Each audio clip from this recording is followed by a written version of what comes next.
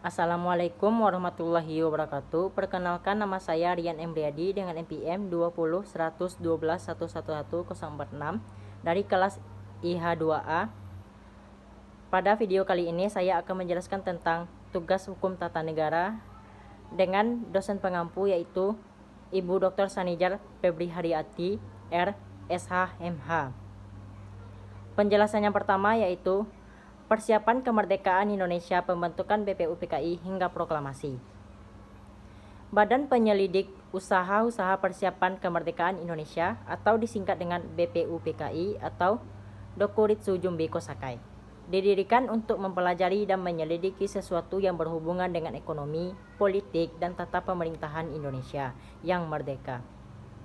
Dibentuk oleh Jepang pada 29 April 1945. Badan ini dipimpin oleh Rajiman Widyodiningrat, lalu Raden Panji Suroso dan Ichibangase Yoshio bertugas sebagai wakil. BPUPKI menggelar sidang pertama pada 29 Mei sampai 1 Juni 1945 untuk merumuskan Undang-Undang Dasar. Lewat sidang inilah Pancasila lahir di tanah air. Pada 10 Juli sampai 17 Juli 1945, BPUPKI menggelar sidang keduanya. Tokoh BPUPKI. BPUPKI mempunyai jumlah anggota sebanyak 67 orang. Di antaranya yaitu Rajiman Widyodiningrat sebagai ketua, Suroso sebagai wakil ketua, Ichibangse Yoshio sebagai wakil ketua, Insinyur Soekarno, Muhammad Atta, Muhammad Yamin, Mr. Supomo, Wahid Hasyim, Abdul Qahar Muzakir, A.A. Maramis, Abi Kusno Cokro Sujo, Haji Agus Salim, Mr. Ahmad Subarjo, Husein Jayadiningrat, Ki Bagus, Hadi Kusumo, A.R. Baswedan. Sidang pertama BPUPKI. BPUPKI mengadakan 2 kali sidang sebelum kemudian dibubarkan dan diganti PPKI. Sidang pertama diadakan pada 29 Mei 1945 hingga 1 Juni 1945 di Gedung Chuo Sangiin, Jalan Penjabon 6, Jakarta, atau disebut dengan sekarang Gedung Pancasila. Sidang ini dikenal dengan rapat mencari dasar negara.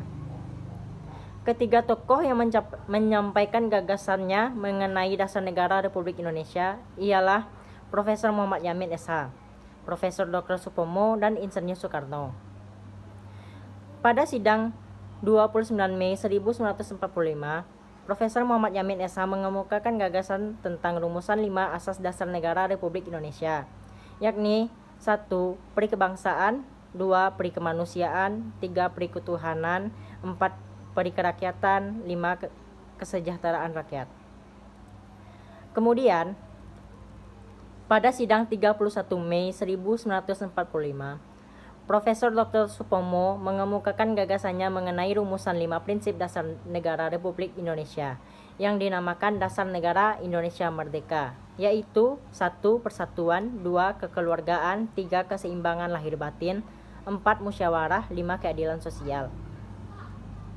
Sementara itu, pada sidang 1 Juni 1945, Insinyur Soekarno menyampaikan gagasan perihal rumusan 5 sila dasar negara Republik Indonesia yang dinamakan Pancasila, yaitu 1. Kebangsaan Indonesia, 2. Internasionalisme dan peri kemanusiaan, 3. Mufakat atau demokrasi, 4. Kesejahteraan sosial, 5. Ketuhanan yang Maha Esa. Sidang BPUPKI kedua, yaitu pada tanggal 10 Juli sampai 17 Juli 1945. BPUPKI melakukan sidang untuk membahas rancangan Undang-Undang Dasar, bentuk negara, wilayah negara, dan kewarganegaraan Indonesia. Pada tanggal 7 Agustus 1945, BPUPKI akhirnya dibubarkan karena dianggap telah menyelesaikan tugasnya. Lalu, Jepang mendirikan Dokuritsu Jumbi Inkai atau Panitia Persiapan Kemerdekaan Indonesia, disingkat dengan PPKI, dan diketuai oleh Soekarno. PPKI. Tugas PPKI adalah melanjutkan tugas BPUPKI dan mempersiapkan kemerdekaan Indonesia. Seluruh persiapan dan pelaksanaan kemerdekaan Indonesia sudah diserahkan kepada PPKI. Selanjutnya, PPKI berkewajiban untuk meyakinkan masyarakat terkait kemerdekaan Indonesia. Tugas-tugas ini dilaksanakan lewat beberapa sidang. Tokoh-tokoh pada PPKI. PPKI diketuai oleh Soekarno dengan wakilnya Muhammad Atta. Sementara anggotanya berjumlah 21 orang. Anggotanya terdiri dari 12 wakil dari Jawa, 3 dari Sumatera, 2 dari Sulawesi, serta masing-masing 1 dari Kalimantan, Nusa Tenggara, Maluku, dan 1 perwakilan etnis Tionghoa. Mereka adalah Supomo, Rajiman Widyodiningrat, R.P. Suroso, Sutarjo, Karto Hadikusumo, Abdul Wahid Hasyim, Ki Bagus Hadikusumo, Oto Iskandar Dinata, Abdul Qadir, Pangeran Soeharjo Amijojo, Pangeran Purbojo, Muhammad Amir Abdul Abbas, Muhammad Hasan, Ratu Langi Andi, Pangeran Aha Amidan, I Gusti Ketut Puja, Mr. Johannes Latu Harhari, Yap Juan Beng.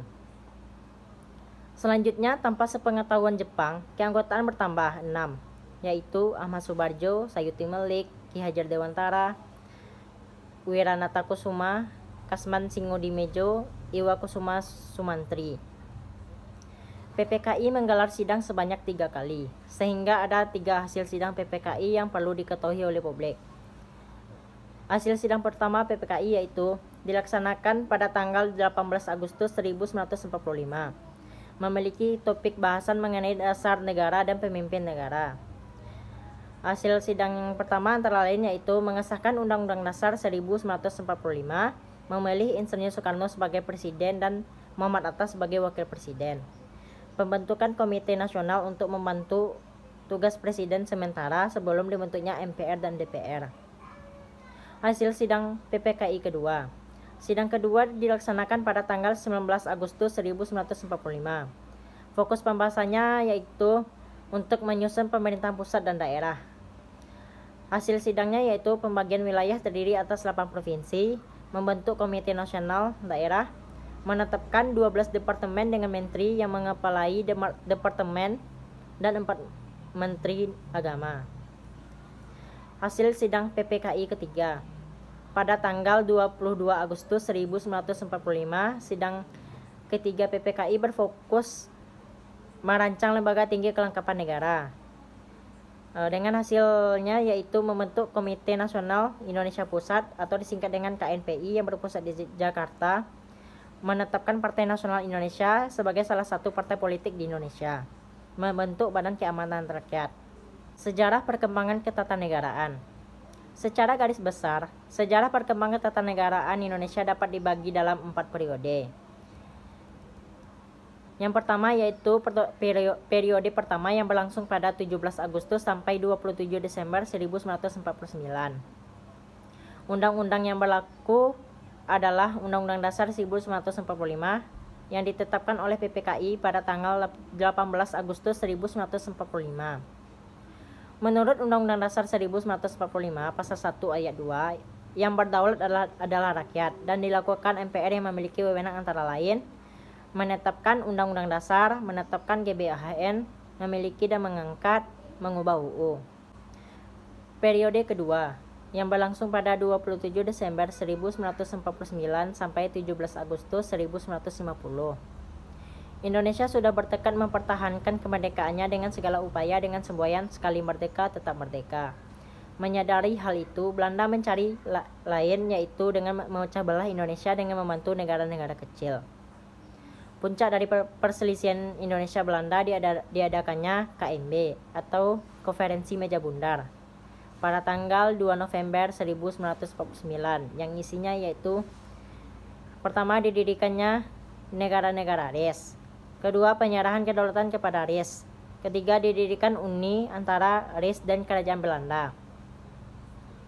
Selanjutnya yaitu periode ketiga yang berlangsung dari 17 Agustus 1950 sampai 5 Juli 1959. Periode federal dari Undang-Undang Dasar Republik Indonesia Serikat 1949 merupakan perubahan sementara.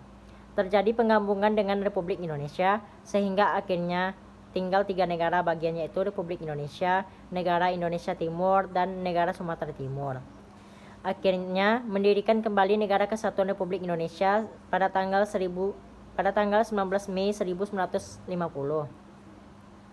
Kemudian dibentuklah suatu panitia yang bersama menyusun untuk rancangan Undang-Undang Dasar yang kemudian disahkan pada tanggal 12 Agustus 1950 oleh Badan Pekerja Komite Nasional Pusat dan oleh Dewan Perwakilan Rakyat serta Senat Republik Indonesia Serikat pada tanggal 14 Agustus 1950. Selanjutnya periode keempat yang berlangsung pada 5 Juli 1959 sampai 11 Maret 1966 atau disebut dengan Orde Lama.